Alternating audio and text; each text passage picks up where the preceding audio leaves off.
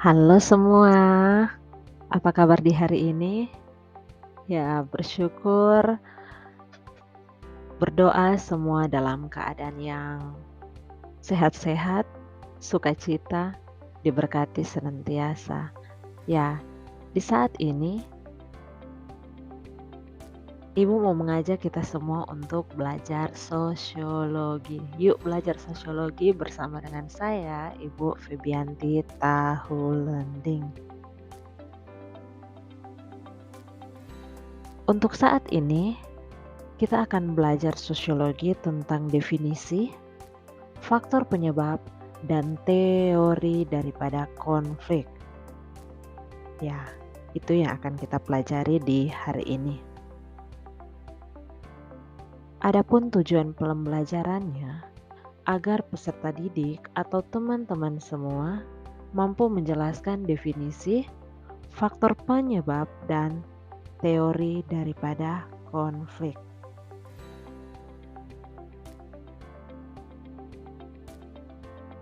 Ya, ayo perhatikan gambar di bawah ini. Berdasarkan gambar yang ada, apa yang terjadi ya?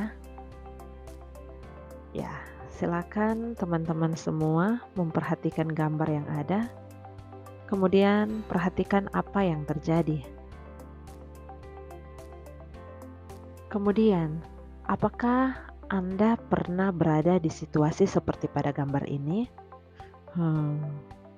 Ya, kalau berdasarkan gambar yang ditampilkan, di sini terdapat dua orang yang sedang beradu mulut atau sedang dalam sebuah percekcokan. Kita bisa lihat dari gambar yang ada bahwa terdapat dua orang yang sedang dalam keadaan yang emosi, sedang dalam keadaan yang marah kalau kita lihat berdasarkan ekspresi, kemudian saling bercekcok antara satu dengan yang lain. Jadi berdasarkan gambar ini dapat kita lihat bahwa dua orang ini sedang dalam sebuah pertikaian, percekcokan, atau biasa yang kita sebut dengan istilah konflik. Ya, dua orang ini sedang terlibat dalam sebuah konflik. Jadi, apa sih itu konflik? Kalau teman-teman boleh memperhatikan gambar yang ada. Keempat gambar ini menunjukkan sebuah konflik, baik yang terjadi antar individu, dua orang anak sedang terlibat dalam konflik, kemudian ini ada konflik yang terjadi antar pelajar, kemudian ini terjadi demo untuk menuntut kenaikan upah, kemudian juga di sini ada konflik, di sini adalah gambar dua presiden, di mana yaitu dari dua negara yaitu Ukraina dan Rusia yang sampai saat ini masih dalam kondisi yang memanas, terlibat konflik antar dua negara. Ya, kita akan belajar sebenarnya apa sih itu konflik, apa sih yang dimaksud dengan konflik. Ya, di sini ada pengertian konflik dari beberapa para ahli. Dan yang pertama sini menurut Surjono Sukanto. Surjono Sukanto mengatakan bahwa konflik adalah suatu proses individu atau kelompok manusia yang berusaha memenuhi tujuannya dengan jalan menantang pihak lawan yang disertai dengan ancaman dan atau kekerasan. Itu konflik menurut Surjono Sukanto. Kemudian, ada yang menurut Robert M. Z. Lawang. Robert M. Z. Lawang mengatakan bahwa konflik adalah perjuangan untuk memperoleh nilai, status, dan kekuasaan di mana tujuan mereka tidak hanya memperoleh keuntungan tetapi juga untuk menundukkan saingannya. Itu konflik menurut Robert M. Z. Lawang. Kemudian ada John Lewis Gillin dan John Philip Gillin. Mereka melihat konflik sebagai bagian dari proses interaksi sosial manusia yang saling berlawanan. Artinya, konflik adalah bagian dari sebuah proses interaksi sosial yang terjadi karena adanya perbedaan-perbedaan fisik, emosi, kebudayaan, dan perilaku.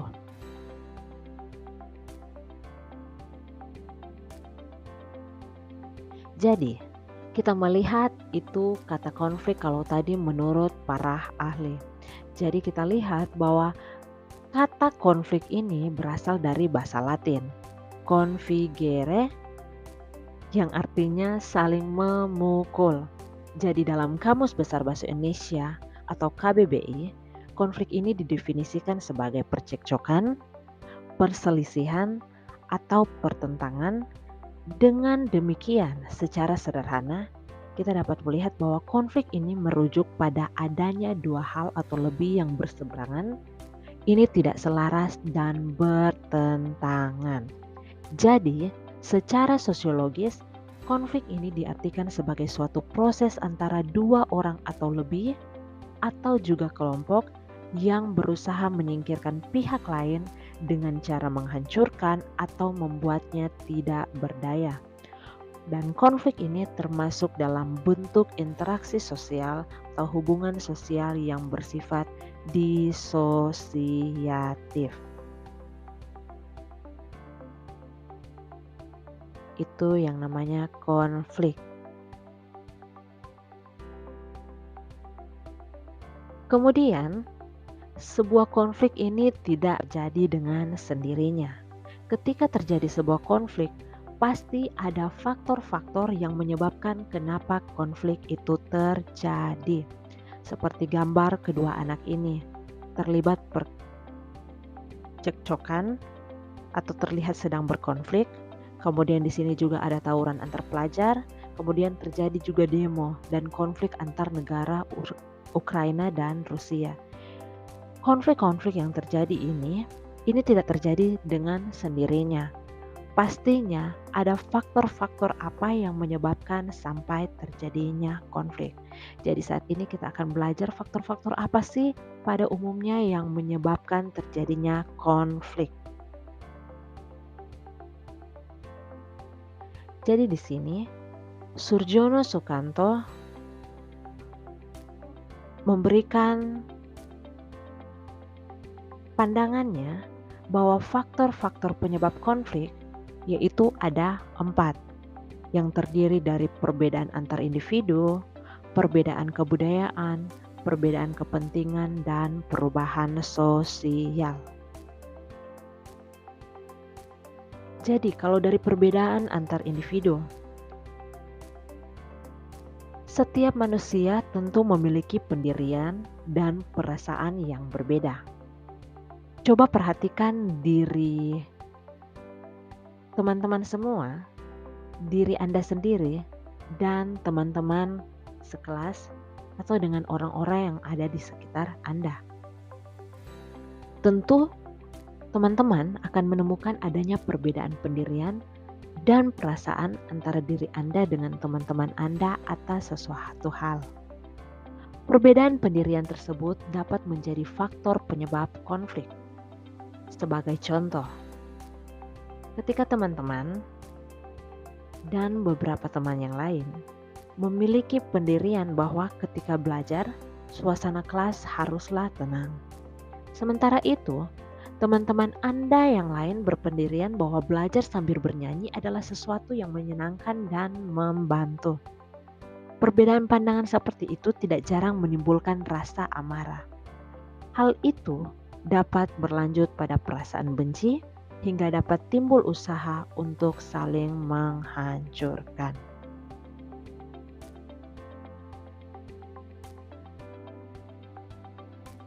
Kemudian faktor yang kedua yaitu perbedaan kebudayaan. Kita mengetahui semua bahwa Indonesia ini memiliki perbedaan budaya yang luar biasa beragam. Perbedaan ini dapat mendorong terjadinya konflik. Hal ini disebabkan karena adanya perbedaan pola pikir, watak, tabiat, dan tingkah laku dari masing-masing kebudayaan itu berbeda. Selain itu, konflik yang diawali dari kebudayaan umumnya dikarenakan tidak ada rasa saling menghormati antara satu sama lain.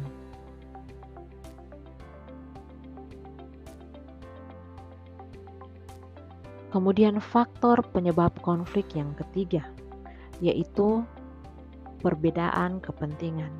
Kepentingan di sini dapat berarti luas. Perbedaan kepentingan itu dapat mencakup dari sisi politik, sosial budaya, ekonomi, keamanan, sumber daya, dan lainnya. Kenapa bisa terjadi? Karena pasalnya setiap individu maupun kelompok memiliki maksud, tujuan, dan kepentingan tertentu dalam suatu hal. Selain itu, konflik juga dipicu rasa saling tidak mau mengalah antara satu sama lain. Inilah penyebab terjadinya konflik di masyarakat.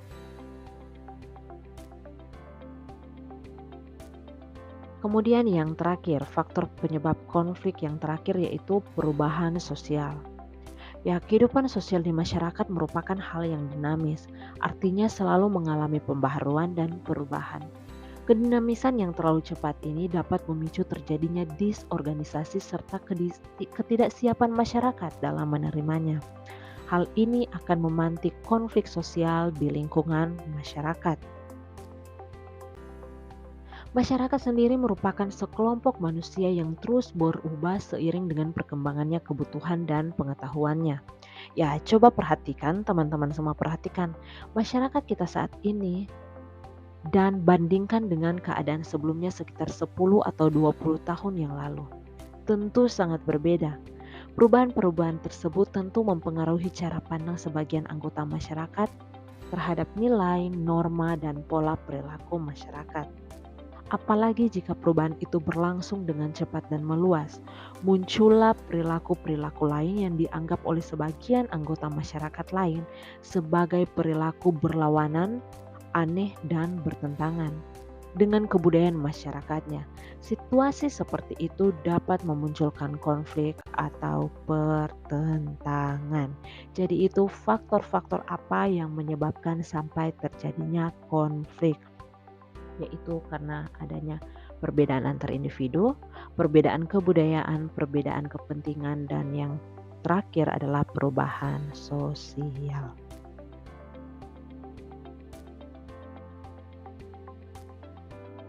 Ya, kemudian ada pun teori-teori daripada konflik sosial. Di sini ada dari 3 tokoh yaitu Louis Althusser, kemudian ada dari Karl Marx, dan ada dari Ralph Dahrendorf. Kalau dari Louis Althusser sendiri, dia menilai bahwa konflik tidak selalu bersifat negatif. Namun konflik dapat mempererat dan menjalin kerukunan dalam suatu kelompok.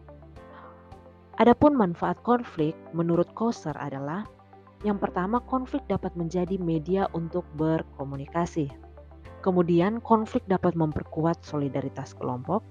Ketiga, konflik dengan kelompok lain dapat menghasilkan solidaritas di dalam kelompok tersebut, dan solidaritas tersebut dapat mengantarkan kepada aliansi dengan kelompok lain. Kemudian yang terakhir itu konflik menyebabkan anggota masyarakat yang terisolasi menjadi berperan aktif. Itu manfaat konflik menurut Althusser. Kemudian, Althusser ini mengelompokkan atau Louis Althusser ini mengelompokkan konflik sosial menjadi 2 macam, yaitu konflik realistis dan konflik non-realistis.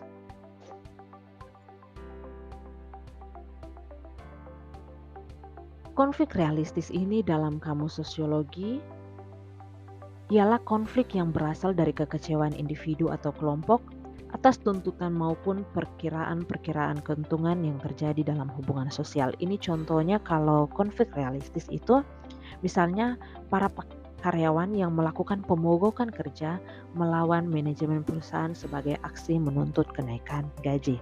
Itu contohnya dari konflik realistis. Sedangkan konflik non-realistik merupakan konflik yang bukan berasal dari tujuan-tujuan saingan yang bertentangan, melainkan dari kebutuhan untuk meredakan ketegangan. Sebagai contoh, konflik non-realistis ialah pada masyarakat buta huruf ada ilmu gaib yang digunakan untuk melakukan pembalasan. Ya, adapun teori-teori konflik sosial dari Karl Marx. Kalau dari Karl Marx memiliki pandangan tentang konflik sosial sebagai pertentangan kelas masyarakat yang berbeda dalam konflik dikuasai oleh kelompok yang dominan. Adanya pihak yang lebih dominan, muncul pihak yang berkuasa dengan pihak yang dikuasai. Kedua pihak tersebut memiliki kepentingan yang berbeda atau bertentangan sehingga dapat menimbulkan sebuah konflik. Kemudian yang terakhir, teori terakhir dari Ralph Dahrendorf. Ralph Dahrendorf di sini tidak memandang masyarakat sebagai sebuah hal yang statis, namun dapat berubah oleh adanya konflik di masyarakat. Ya, demikianlah teori-teori konflik sosial yang kemukakan atau menurut Louis Althusser, Karl Marx, dan Ralph Dahrendorf. Ya, sekian dan terima kasih untuk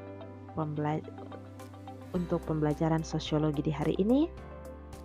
Dan itu tadi kita sudah belajar tentang apa sih definisi daripada konflik, faktor-faktor apa sih yang menyebabkan sampai terjadinya konflik. Kemudian kita belajar juga teori-teori daripada konflik sosial. Jadi sekian dan terima kasih, tetap semangat semua, jangan lupa untuk bahagia. Yeay.